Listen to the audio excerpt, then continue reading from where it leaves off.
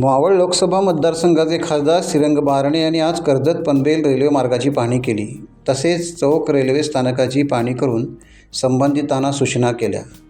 Karjat Panvel railway मार्गाच्या दुहेरी railway कामाची आज खासदार श्रीरंग बारणे यांनी पाहणी केली. पनवेल कर्जत रेल्वे मार्गाच्या दुहेरी रेल्वे मार्गाचे काम सुमारे 95% पूर्ण झाल्याची माहिती त्यांनी दिली. चौक रेल्वे स्थानकाचे काम प्रगतीवर असून अंतिम टप्प्यात आहे.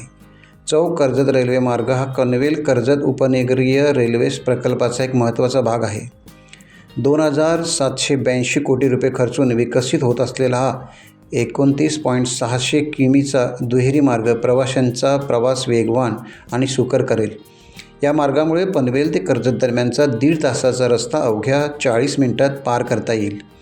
या मार्गावर एकूण 5 स्थानके असणार आहेत. पनवेल, चिखले, पोंजे, चौक, कर्जत 2 याचबरोबर 3 बोगदे आहेत. यात वावर्ले येथे असलेला 2.63 किमी लांबीचा बोगदा हा मुंबई उपनगरीय रेल्वेतील सर्वात लांब बोगदा ठरणार आहे. 29.6 किमी मार्गावर एकूण 47 लहान मोठे पूल बांधण्यात आले आहेत.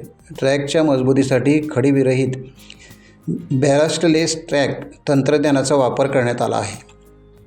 हा मार्ग सुरू झाल्यामुळे कल्याणमार्गे प्रवास करणाऱ्या लोकल गाड्यांमधील प्रचंड गर्दी कमी होण्यास मदत होईल.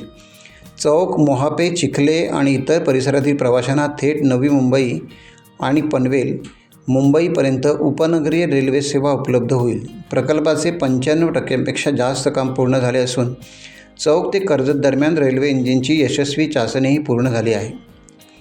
उर्वरित काम अंतिम टप्प्यात असून हा मार्ग लवकरच सर्वसामान्यांसाठी खुला होणार आहे, असे खासदार श्रीरंग बारणे यांनी बोलताना सांगितले. यावेळी रेल्वेचे प्रमुख वरिष्ठ अधिकारी, जिल्हा परिषद सदस्य मोतीराम ठुमरे, प्रतिष्ठित व्यापारी विजू ठाकरे, चौक व्यापारी संघटनेचे अध्यक्ष हर्षद हनुमंते, माजी उपसरपंच गणेश कदम यांच्यासह प्रवासी संघटना, नागरिक उपस्थित होते. आधुनिक यंत्रसामुग्री आणि कामाच्या प्रगतीवर खासदार श्रीरंग बारणे यांनी समाधान व्यक्त केले. चौक रेल्वे स्थानकाची पाहणी करताना त्यांनी त्या ठिकाणी सुरू असलेल्या कामाबाबत विशेष असे अभिनंदन केले आहे. टाइम्स डिजिटलला लाईक करा, शेअर करा, सबस्क्राईब करा आणि बेल आयकॉन दाबायला विसरू नका.